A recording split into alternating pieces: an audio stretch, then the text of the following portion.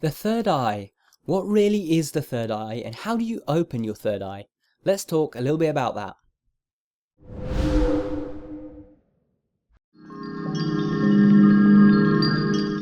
Hey guys, welcome back to Tipharot. It's me Matt here, and today we're talking about the third eye. Now I previously made a video about this already called 5 signs your third eye is open. Now in this video I talk a little about how the third eye is connected with your imagination and intuition.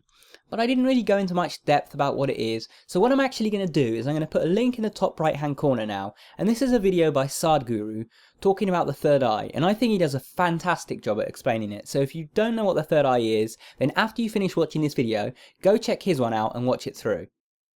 Anyway, on to the topic at hand, opening your third eye. So the third eye can be seen as one of the chakras, the ajna chakra. The chakras are energy centers or places at which our awareness can be present. The 6th chakra, ajna, is located right in the center of the brow, above the eyes. It is connected deeply to intuition, visualization, meditation, astral projection, lucid dreaming, and anything to do with the inner worlds. As some say, we have 2 eyes that can see outwards, but a third eye that can peer inwards into the inner worlds we can find within the mind. So the first step when it comes to opening your third eye is to detoxify. We live in a world where it is the socially acceptable norm to regularly poison ourselves. We consume vast amounts of alcohol every weekend, we smoke cigarettes, we drink copious amounts of coffee, we drink lots of soda, we consume lots of sugar. These are all things that for many of us are a normal part of our everyday lives. Think of the third eye like a lake. If you're constantly polluting the water, it's going to be impossible to see through. So this is the first step, to remove addictions, vices and negative influences from your life as much as possible. Clean up your diet, start drinking more water or even just drink entirely water and nothing else. Cut down on alcohol, smoking and other drugs so that they're less of a regular thing, or ideally eliminate them entirely. Spend less time on Facebook or in front of the TV and just cut out all of these negative influences. Now the third eye has been linked to the pineal gland in the brain. Now I want to first clear up some confusion regarding the pineal gland connection. After some research by Dr. Rick Strassman, people began to start saying that a particular powerful tryptamine named dimethyltryptamine was created and released by the pineal gland, and that it was responsible for altered states such as dreams or visionary experiences. Unfortunately, this is quite a leap from what the actual research revealed. The actual research revealed that adults had very small, insufficient to cause any effects, amounts of dimethyltryptamine in their bloodstream. Now, they didn't actually find where this was produced or anything. No evidence was ever found to suggest it was produced by the pineal gland, or released under such circumstances. But this was used as a possible theory due to its similarity of dimethyltryptamine's structure to the structure of melatonin, something that we do know is produced and released via the pineal gland. So the reason I bring this up is I think that people are actually missing out the key link that melatonin has to the third eye. I think melatonin is the chemical in our brain that plays a role in the third eye's effects. Melatonin, for one, we already know is responsible for sleep and dreaming. Melatonin supplementation is commonly correlated with more vivid dreams, lucid dreaming and even astral projection. So what is step 2? Well, you need to fix your natural melatonin production. Melatonin is designed to be produced before we sleep, but it's produced in response to darkness. This means if you're a bit of a night owl and you have a messed up sleep pattern, you're not going to have normal natural melatonin production. So in order to have natural melatonin production, you need to sleep at night when it's dark and be awake during the day. If you have a messed up sleep pattern, then fixing this is the next step. Another thing that you can do, and that you should do really for the best natural melatonin production, is to try wearing a sleep mask while you sleep.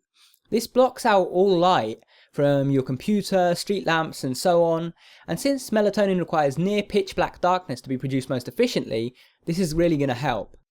Now while you can also supplement with melatonin, I personally don't suggest doing this without medical supervision or unless you need to do so for medical reasons, since doing so can seriously mess up your sleep pattern as well as your natural melatonin production. What about calcification? You may have heard that the pineal gland can calcify in response to fluoride or calcium consumption. Is this something to be concerned about? Yes and no.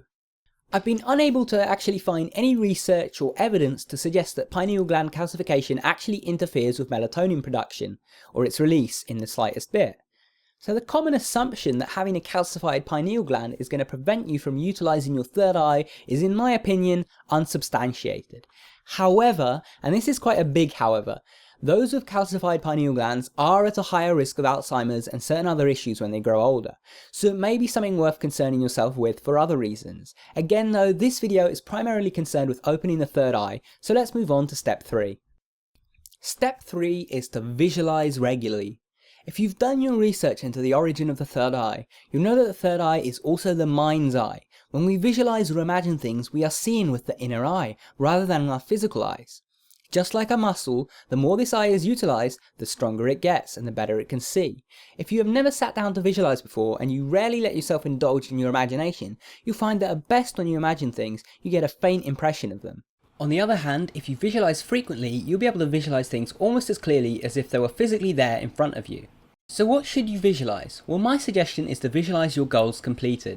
By visualizing yourself a few years from now, living the life that you want to live, having the things that you want to have, you help reinforce to your subconscious mind that this is an actual tangible reality and a real future possibility for you. This will help steer you in the direction of your goals. Now, I actually use a 4-step process when it comes to visualizing my goals and getting my thoughts and actions in order so that I can then go and accomplish them. This process has never let me down, and since I've had a lot of success with it, I decided to share it, and so I've published a short, concise ebook explaining my process. There'll be a link in the top right hand corner as well as at the end of the video. Now, the 4th step is to explore these inner worlds through lucid dreaming. Your third eye is deeply connected to lucid dreaming. While opening your third eye can help you to lucid dream, you can also go about it in reverse, by lucid dreaming in order to open your third eye. By lucid dreaming on a regular basis and getting familiar with this state, you can really get in touch with your subconscious at a deeper level. It's both fun and very therapeutic. Much like visualization, you are using that inner mind's eye to see your dreams, and so by utilizing it and controlling it via lucid dreaming, you are once again strengthening it and allowing it to open to its full capacity. If you aren't sure how to lucid dream, I have several videos on lucid dreaming, and you can find those on my channel, but I'll also link to one of them in particular in the top right hand corner now, so you can check that out. Last but not least, so you've detoxified, fixed your sleep pattern, started to visualize regularly, and are practicing lucid dreaming. What next? Well, I'm going to use another water analogy here. Earlier I talked about the third eye being like a body of water and how you don't want to pollute it in order to see through it. Well, this time I'd like to describe what you see using the third eye as like a reflection on the surface of a lake.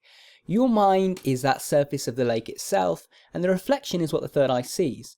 Now, if you disturb the surface of the lake and create ripples, then obviously the reflection becomes unclear and inaccurate. So in order to see clearly with the third eye, the mind must be free of such ripples. To do this, we meditate. Spend 10 to 30 minutes or more each day meditating. If you don't know how to meditate, then once again, I'm going to put a link in the right hand corner to one of my videos explaining how to do it. So these have been 5 steps that you can use to help you open your third eye. If you found this video helpful, then share it with someone else who might be interested in the subject. If you enjoyed this video, remember to click the subscribe button so you can stay up to date with my weekly videos. If you liked the video, leave a thumbs up. If you have any comments or questions, leave them down below. And if you want to keep watching, check out the video that's linked on screen. Thanks for watching, guys. Take care.